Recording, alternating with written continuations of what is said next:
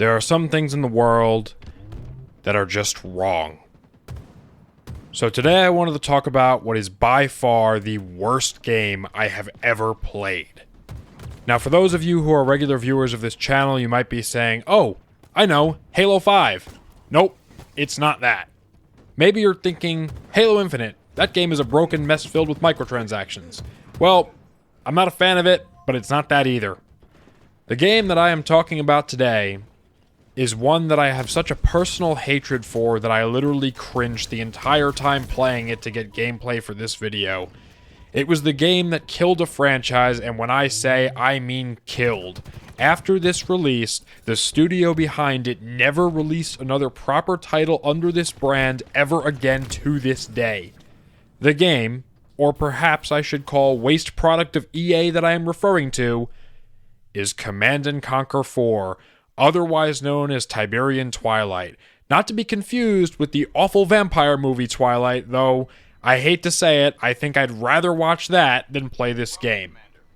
So by 2010, when this trash heap released, Command & Conquer had been going strong for about a decade and a half, with bangers of games like Red Alert 2, Tiberium Wars, Generals, even a pretty cool FPS called Renegade, which I'm going to talk about in another video, so stay tuned for that.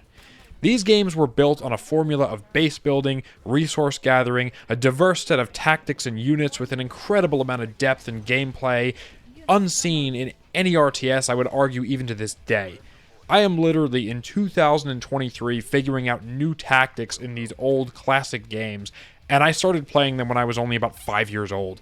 I cannot emphasize enough just how amazing the Command & Conquer games were, especially Red Alert 2 and Command & Conquer 3, and they really hold up to this day in my opinion.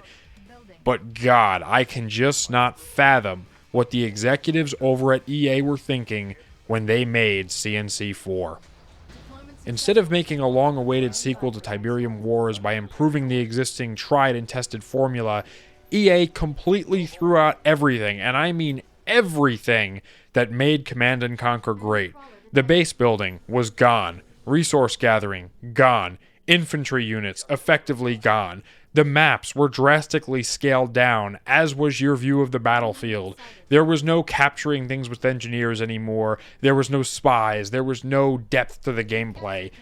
And then there was another staple of the Command & Conquer franchise that was removed, where each game used to allow you to play 2 or more different full-length campaigns to experience the story from the perspective of either side and have different objectives. Well, Tiberian Twilight, you only had one campaign where there was this awkward thing where during the campaign's live-action cutscenes that have some of what I think is probably the worst acting in human history, they just suddenly pause and you have to pick a side that you want to agree with. It's really, really strange and out of place with hero and villain characters supposedly just arguing amongst each other in contexts that make no sense, and then the transitions from cutscene to option screen are just straight up jittery.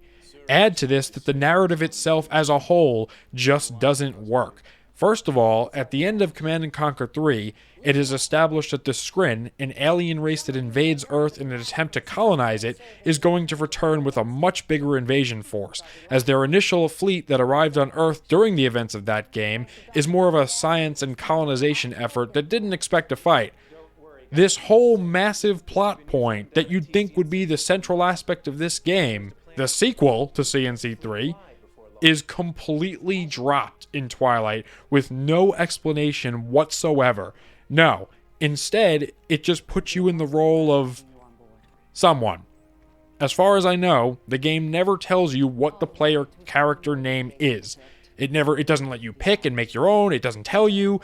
This person, I guess we'll just call them, well, the protagonist, as that's literally what the game's menu screen refers to him as. Actually, I guess it could be a her, because I don't think it really clarifies that either. I don't know. But yeah, they were too lazy to even come up with a name or really a backstory for this guy. So this protagonist apparently got seriously injured during some previous battle and now has a cybernetic implant that makes him alive, essentially, which is somewhat of an important plot point later on. Well, for some reason, Kane, the series' main villain, who is now apparently good or something, starts off talking to GDI, the caretakers of the world, in Manchester, UK for some reason. And when the story starts in Manchester, UK, you know it's not going to be a good story. We don't really know why Kane is supposedly a good guy now. The whole story has serious pacing issues and leaves a lot unexplained. Now, Command & Conquer has never been known to have the best acting or the best writing, but at least the world building was always there. But in CNC4, there's almost none of that whatsoever. There will be constantly random characters on the screen talking directly to you, the player, that you often have little to no idea who they actually are. People will be thanking you for doing that thing to that place because the bad guys are doing something, but you don't know exactly what or why most of the time. Then there's your wife. That's right. Command & Conquer gives you a wife. And for some reason, she is allowed to follow you around in top secret military installations because in this universe, OPSEC just goes completely out the window. I'm talking like the strategic planning rooms where the generals are all talking around. Yeah, your wife just follows you in there and just starts talking to you. I don't know why.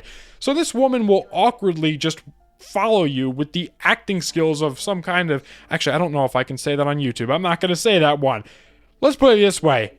It's some really bad acting, like, step bro, help, I'm stuck type acting. Oh, and she also calls you in the middle of an invasion of her hometown very casually. Totally not panicked, just goes, honey, I'm home. Yeah, the city's getting blown up by giant robots. And that's another thing. Almost none of the units in this game, or any part of the game for that matter, the entire art style has been changed drastically, and nothing looks like it belongs in Command & Conquer. Everything seems to have been dumbed down and almost made to look like a kid's mobile game. Wait a minute. Huh. Apparently there was a mobile version of this game, and it was also originally intended to be an online game catering to the, and I'm quoting Wikipedia here, Asian competitive community? Whatever that means. So EA completely ditched their existing fan base and threw them under the bus, but I'll talk about that more in a minute. Let's get back to the story real quick. So spoiler alert, the story basically ends with Kane and his followers entering some weird alien portal and then going somewhere. We don't know where. They just go somewhere. We don't know why. Tiberium ceases to exist on Earth. It disappears for some reason. We don't know why. Nothing is told to us. And this whole story is played out on a massive white screen. Yep. What I'm playing in the background is literally the last cutscene of the game. This was the best that EA could do. This isn't an unfinished build. It's not a graphical glitch. This is what they went with. Just a white background with a weird CGI portal, people in wacky outfits, and that's it. Oh, and the protagonist also dies because for some reason... only he can activate this portal for Kane to go someplace, and he does for some reason.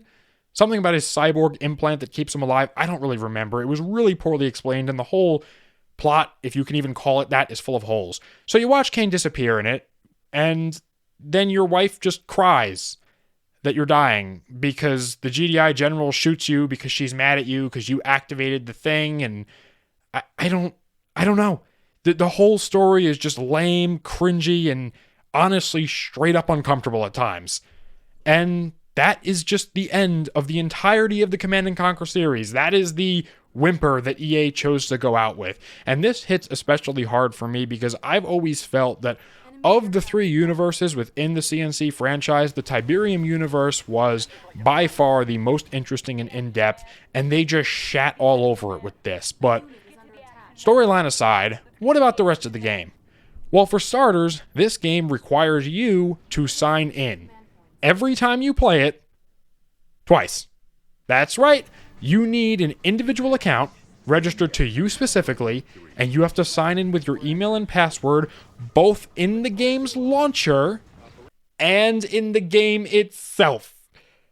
Every single time. There is no keep me signed in or remember password. Nope, nothing.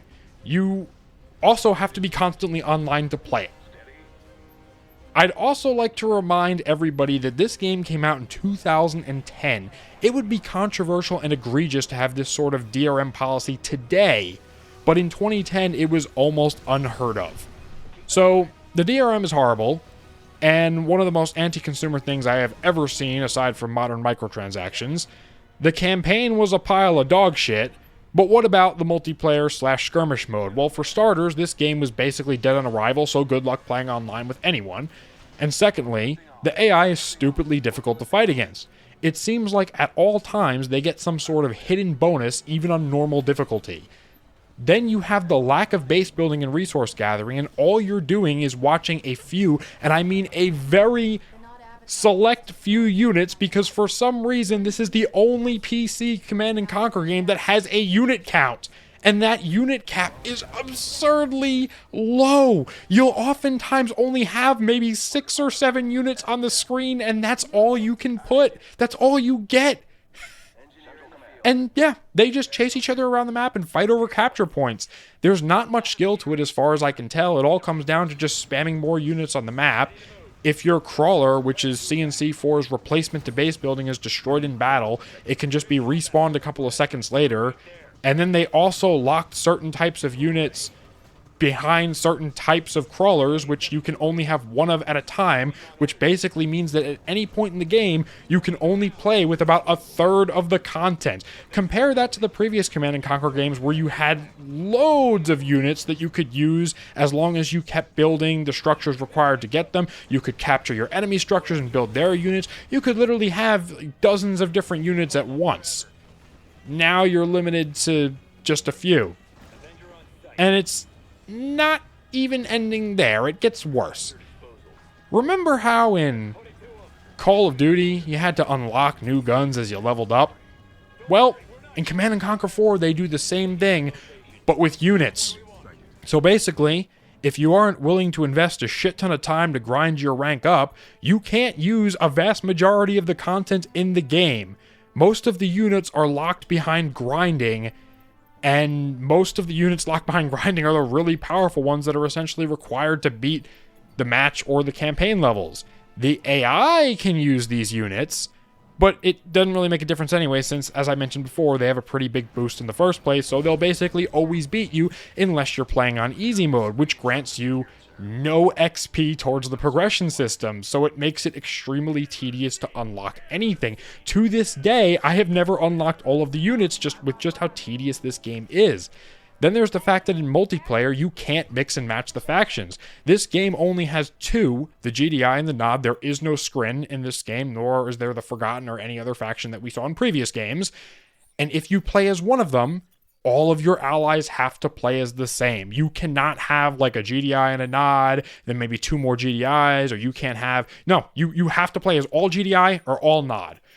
Then there's also no color selection, which used to be a key feature in literally every Command & Conquer game, but for some reason, it's removed in CNC4.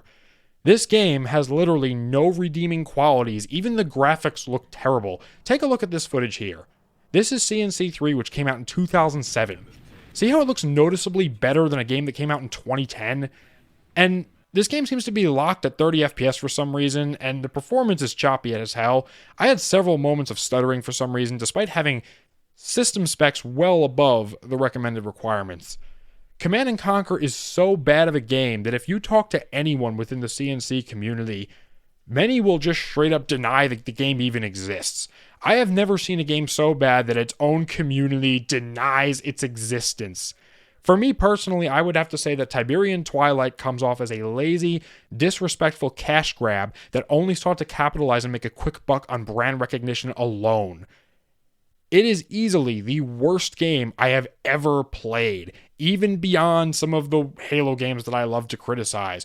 You hear me on this channel constantly criticizing the decisions made by 343 Industries, but I will say that Command & Conquer is far worse, Command & Conquer 4, than anything 343 has ever produced. It may just be the worst game of all time, at least for me. So if you had the displeasure of playing CNC4, what did you think of it? How expensive were your medical bills after being exposed to its harmful effects? Let me know what you think in the comments below about the game that doesn't exist. Leave a like on this video and subscribe if you want to see that Renegade video that I'll be making in the near future. I have much better things to say about that game. As always, I am Broken Circle. Thank you for watching. Stay safe. Have a great day, and goodbye.